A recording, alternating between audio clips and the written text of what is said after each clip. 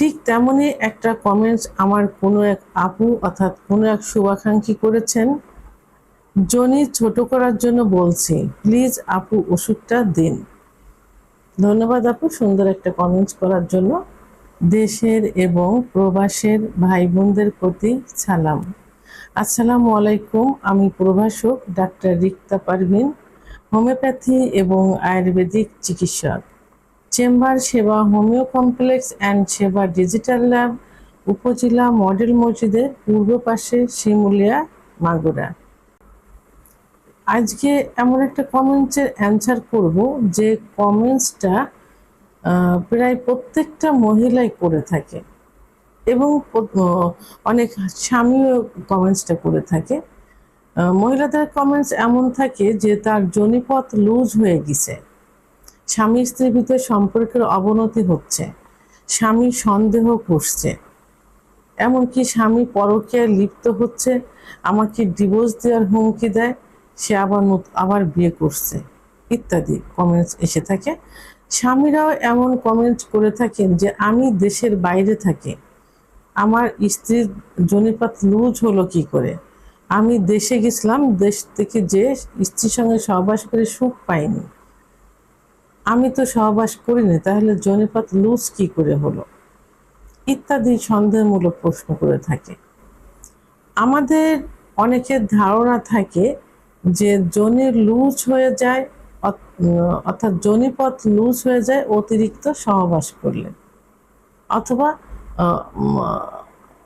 বিয়ের আগে যৌন মিলন করলে যোনিপথ লুজ হয়ে যায়। কারণ এখনো বদ্ধমূল ধারণা যে বিয়ের প্রথম রাতে অর্থাৎ যেদিন বাসর করা হয় সেদিন যে সতীচ্ছেদ পর্দাটা থাকে, সেই পর্দাটা যাদের ফেটে যায় এবং রক্ত আসে তারা সতী থাকে, কিন্তু আসলে না। কারণ যদি একটু বয়স করে বিয়ে হয়, 18, 19, 20 বছরের পরে যে বিয়ে হয়, তাহলে কি সেই পর্দাটা কি একই রকম থাকবে? কারণ মহিলাদের সতীচ্ছেদ পর্দা বলতে যে যোনিপথ বন্ধ থাকে পর্দা দিয়ে, সেটা না। যোনিপথের চারপাশের যে ওয়াল, সে উপরের যে যোনিপথের উপরে সেখানে একটা পর্দা মতো থাকে চারপাশে। সেটা দেখা যায় যে যেসব মেয়েদের অল্প বয়সে বিয়ে হয়, অর্থাৎ মাসিক যৌবন শুরু হওয়ার পরে 15-16 বছর বয়সের মধ্যে বিয়ে হয়, তাদের ওইটা একটু টাইট থাকে। কিন্তু যাদের বয়স করে বিয়ে হয় এবং যারা স্কুলে খেলাধুলা করে, সাইকেল চালায়, এখনকার মেয়েরা তো আধুনিক, অনেক সচেতন স্বাস্থ্য বিষয়ে, তো এক্সারসাইজ ব্যায়াম করে থাকে, তো এইগুলো করলে এবং যদি একটু বয়স হয়ে বিয়ে হয় এবং যাদের ওজন বেড়ে যায়, একটু ওজন বেশি থাকে, তাদের কিন্তু এই সতীচ্ছেদ পর্দাটা কিন্তু আস্তে আস্তে কিন্তু লুজ হয়। সতীচ্ছেদ পর্দা যদি মুখ ঢাকা থাকতো, যোনিপথের মুখ ঢাকা থাকতো, তাহলে মাসিক কিভাবে হতো? সেহেতু এই ভুল ধারণা যে পর্দা দিয়ে আটানো থাকে না, যোনিপথের উপরে একটা পর্দা মতো থাকে, সেটা বয়স বাড়ার সঙ্গে সঙ্গে সেটা লুজ হতে থাকে। আবার অনেক মেয়েদের দেখা যায় যে অতিরিক্ত সেক্স থাকে, তো ওই সহবাসের প্রথম রাত্রে যখন স্বামী আননোন একটা পুরুষ কাছে আসে, ফোর পেলে করে, আদর করে, ভালোবাসে, তখন অর্গাজম হয়, কামরাজ বের হয়, জায়গাটা পিছিল হয়, বড় হয়, সহবাস ঠিক মতো করা যায়।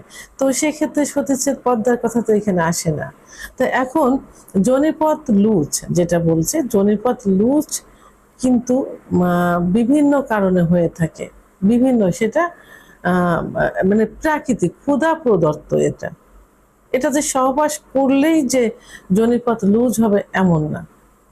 সহবাস তো একটা বিষয় আছে, কিন্তু একবার যদি সহবাস করা যায়, করে আপনি যদি 1 বছরও বাইরে থাকেন, তারপরে তো সহবাস করছেন, তাতে কিছু হবে না। কিন্তু যদি একদম টোটালি, অনেক মেয়েরা কিন্তু আবার দেখা যায় যে হস্তমৈথুন করে থাকে অতিরিক্ত। তো অনেক মেয়েদের সাদা লিউকোরিয়া যেতে থাকে নিয়মিত, ওই জায়গাটা ভিজা থাকে সব সময়, তো তাদের তো একটু লুজ হবে। আর যারা টোটালি কিছুই করে না, দীর্ঘদিন স্বামী সহবাস থেকে দূরে থাকে, তাদের তো একটু আসলে টাইট থাকে, কিন্তু অতটাও না। কারণ যোনিপথ লুজ হওয়ার বিভিন্ন কারণ, যদি কারোর নর্মাল ডেলিভারি হয়, অর্থাৎ প্রসব বিশেষ করে যাদের নর্মাল ডেলিভারি হয়, আর নর্মাল ডেলিভারি হোক আর না হোক, বাচ্চা যদি গর্ভে আসে এবং এখন তো সিজার করা হচ্ছে, সিজার তো আল্লাহ তাআলা তো ওইভাবে সিজার নির্ধারণ করে দেননি। আল্লাহ তাআলা তো নর্মাল ডেলিভারির উদ্দেশ্য হওয়ার জন্য পথটা তৈরি করে দিয়েছেন। তো যখন গর্ভে পেটে বাচ্চা আসে তখন জায়গাটাও কিন্তু সেইভাবে আস্তে আস্তে বড় হতে থাকে। তাহলে নর্মাল হোক আর সিজার হোক, বাচ্চা হওয়ার পরে কিন্তু জায়গাটা লুজ হয়ে যায়। আবার বার্ধক্যজনিত কারণে হয়, বিশেষ করে যাদের বয়স একটু বাড়তে থাকে তাদের তো সবকিছু আস্তে আস্তে লুজ হতে থাকে, সেক্ষেত্রে হয়ে থাকে। আবার ওজন যাদের বেশি থাকে, আমি আগেই বলেছি ওজন বেশি থাকলেও কিন্তু যোনিপথ লুজ হয়ে যায়। হরমোনের পরিবর্তন হলে, বিশেষ করে মেনোপজের সময় যাদের মাসিক বন্ধ হয়ে গেছে, তাদের ইস্ট্রোজেন হরমোন কমে যায়, তখন কি হয়, তখন কিন্তু যোনিপথ লুজ হয়ে যায়। তাই এখন যোনিপথ লুজ হয়ে গেলে সেই ক্ষেত্রে স্বামীরও আসলে বলার কোনো সন্দেহ করার কি, তাকে দোষ দেওয়া, তার ঘাড়ে মিথ্যা অপবাদ চাপিয়ে দেওয়া, এগুলো কখনোই ঠিক না। আর বোনদের উদ্দেশ্যেও বলছি যে যোনিপথ প্রাকৃতিকভাবেই এটা তৈরি এবং প্রাকৃতিকভাবেই এটা লুজ হবে। তো সেই ক্ষেত্রে কিছু কিছু কারণ আছে, সেই কারণগুলো যদি নির্ণয় করে চিকিৎসা নেওয়া যায় তাহলে কিছুটা টাইট হবে। যেমন যদি যাদের সাদা লিউকোরিয়া নিয়মিত যাচ্ছে, সাদা লিউকোরিয়া এটা বন্ধ করার জন্য ওষুধ খেতে হবে।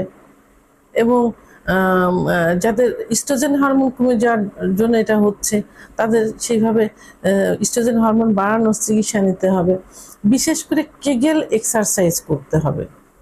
কেগেল এক্সারসাইজ আপনার ইউটিউব চ্যানেল সার্চ দিলেই দেখা যাবে যে কেগেল এক্সারসাইজ কিভাবে করতে হয়, সেভাবে একটু কেগেল এক্সারসাইজ করবেন।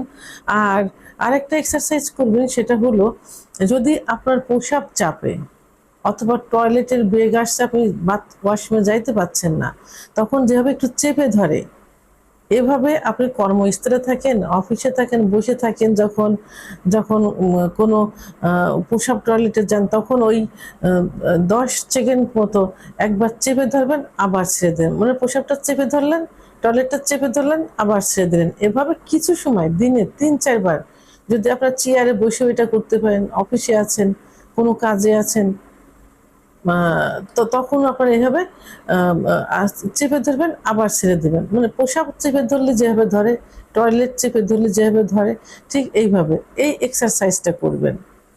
আর এখন অনেকে দেখা যায় যে সার্জারি করে থাকে, তো সেটা তো ভিন্ন একটা পথ। তবে সবচেয়ে গুরুত্বপূর্ণ, সব থেকে যেটা রেজাল্ট ভালো আসবে, সেটা হলো আপনারা একজন অভিজ্ঞ সম্পন্ন রেজিস্ট্রাকৃত হোমিওপ্যাথি আয়ুর্বেদিক ডাক্তারের শরণাপন্ন হবেন। কারণ কিছু হোমিওপ্যাথি, কিছু আয়ুর্বেদিক মেডিসিন আছে, যে মেডিসিনগুলো খাইলে এবং ব্যবহার করলে অনেকটাই কিন্তু ওটা সংকুচিত হয়ে যাবে, অর্থাৎ টাইট হয়ে যাবে।